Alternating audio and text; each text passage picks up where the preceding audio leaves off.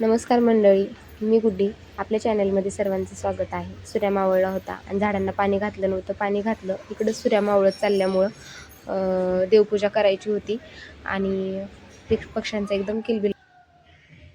संध्याकाळचं 7 वाजले होते आणि इकडं देवाला दिवा लावला आणि अगरबत्ती लावली आणि लगेचच देवपूजा करून घेतली. संध्याकाळचा टाईम होता, स्वयंपाक असतो, त्याच्यामुळं देवपूजा करून घेतली. आणि आज वेदूची फरमाईश होती की माझ्यासाठी फ्रेंच फ्राईज बनव म्हणून. आणि म्हणून घरात बटाटे नव्हते, तरी 2 बटाटे होते. 2 बटाटे घेतली आणि वेदूसाठी म्हटलं चला, घरात आहे सगळं रेडीमेड सामान, त्याच्यामुळं फ्रेंच फ्राईज तयार केले होते घरीच बनवायला. आणि इकडे तयारी केली होती. 2 बटाटे कापून घेतले होते आणि त्याला कॉर्नफ्लोअर नमक घालून कोटिंग करून घेतलं होतं. आणि इकडं तेल तापायला कढईत टाकलं. तेल तापते तोपर्यंत व्यवस्थित इकडं सगळं बाइंडिंग करून घेतलं फ्रेंच फ्राईजचं. काही एकदम मोजके सामानामध्ये फ्रेंच फ्राईज होतात, फक्त कॉर्नफ्लोअर लागतं.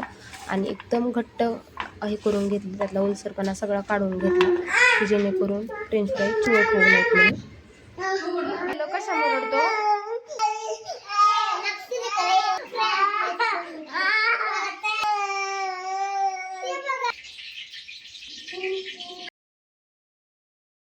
साईला वाटलं की आई कुठंतरी बाहेर चालली आणि मला घेऊन जात नाही आहे, त्यामुळे खूप रडत होता.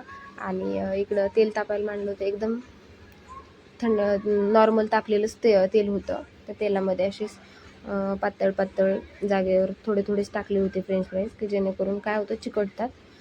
आणि थोडेसेच टाकून घेतले एका बॅचला. आणि एकदम बारीक गॅस ठेवायचा, जेणेकरून काय होतं, वरून लाल पडत नाहीत. आणि असंच एकदम मिडियम गॅसवरच तळत राहायचं, म्हणजे त्याला जो टेक्स्चर असतो ते कुरकुरीत येतो आणि आतपर्यंत व्यवस्थित तळले जातात. आपण काय होतं, पिझ्झा आणि बर्गर ज्यावेळेस ऑर्डर करतो त्याच्यावर जे फ्रेंच फ्राईज येतात ना, ते घरी आल्याच्यानंतर चिवट पडतात. तसं याचं नाही, आपण घरी फ्रेश बनवतो आणि परफेक्ट क्रंच येतो त्याला. त्याच्यामुळं एकदम मिडियम गॅसवर जर तुम्ही तळलं आणि कापताना फोडी कधी पण पातळ कापल्या ना फ्रेंच फ्राईजच्या, काय होतं, एकदम व्यवस्थित तळलं जातं. जाड जाड फोडी कापायच्या नाही ह्याच्या बटाट्याच्या.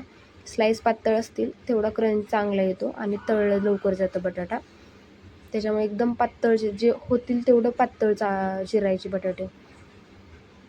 आणि इकडं माझं तळायला चालू होतं तोपर्यंत वेदू आणि साई दोघंजण इकडं मस्त गरम गरमच आस्वाद घेत होते फ्रेंच फ्राईजचा.